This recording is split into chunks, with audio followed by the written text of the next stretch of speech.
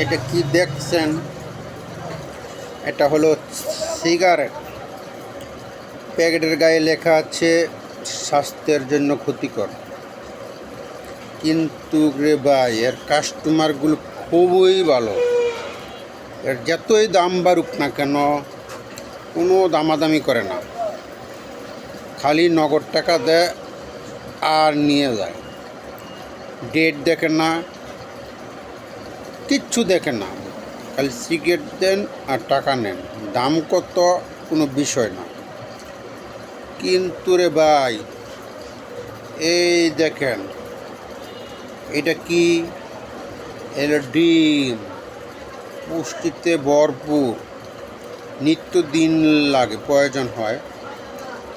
কিন্তু রে ভাই এর কাস্টমারগুলো যে এত পিশাস, খালি দামাদামি, খালি দামাদামি, খালি দামাদামি।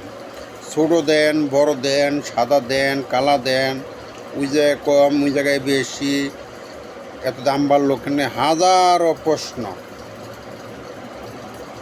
কিরমটা লাগে কোন তো?